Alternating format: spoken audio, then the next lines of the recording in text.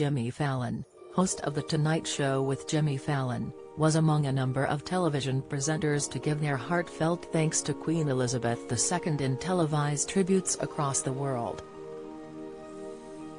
The presenter, usually known for his quick-witted comedy, gave a serious and emotional tribute to the late monarch, reminiscing on how he always wanted her to be a guest on his show. Countless celebrities, leaders and royals have made tributes to Queen Elizabeth since news of her death took over headlines across the world. Speaking on the show shortly after the news broke, Fallon shared an intimate tribute to the late Queen, revealing, "As a talk show host you often get asked the question, who would be your dream guest? My answer was always the Queen. I've always been a fan. I've admired the way she conducted herself, always with class, grace and dignity, but also she had a great sense of humor. She was very funny and I loved that about her. She leaves behind a great legacy and she will be missed but not forgotten." A few days after his tribute, Fallon returned to his usual comedic content, after King Charles III made his first official statement as a monarch, saying, "He's now the oldest person ever to assume the British throne, but weirdly he's still too young to be a US president." The host also joked that there may be some nepotism involved in the royal family as Prince William assumes his father's role as Prince of Wales. Fallon was not the only light-hearted host to take a serious turn in his tribute to the late monarch, as London-born host James Corden shared his heartfelt thanks for the only queen most of us have ever known. In a 3-minute-long tribute, The Late Late Show with James Corden host said, "We viewed her as immortal, an essential part of the fabric of our world. There is of course an outpouring of grief and love across the globe. She was universally adored. She represented good in this world, living a life of honor, a life dedicated to service, dedicated to bettering the lives of others. For 70 years she never wavered, she was never political. She didn't need us to hear her opinions. She never gave an interview.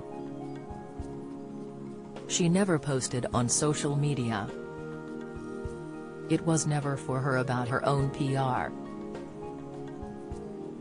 Maybe that's why she was as beloved and respected by a president as she was by a guy who lives down the street, and she would treat both of them equally too.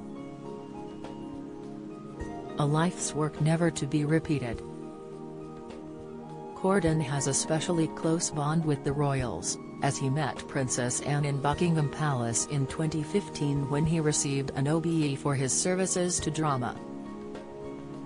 In an interview with Stephen Colbert on The Late Show with Stephen Colbert, Corden recalled receiving his award as he admitted he had no idea what he had done to achieve it.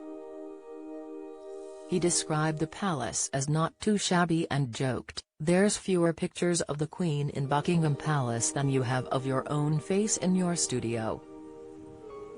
Don't miss." Rounding up the trifecta of late-night talk show tributes, Jimmy Kimmel also made a somewhat more light-hearted tribute than his counterparts. Speaking to his studio audience as he opened Jimmy Kimmel Live, the host addressed her death, "I hope you're not just finding out about it." Comparing American and British culture, the presenter said, "The Queen is known as England's rock, we don't have a rock. The closest thing we have to a rock in America is The Rock, Dwayne Johnson. When you think about all the people that the Queen has met with over the last 70 years, it's really remarkable. She's met anyone from Lady Bird Johnson to Lady Gaga, from Bill Clinton to Will. I.am, she met the Beatles and the Spice Girls." Then, displaying a photo of the Queen from her days in the army alongside her walking behind former President Donald Trump, the host exclaimed, "She stood up to fascists and she stood behind them.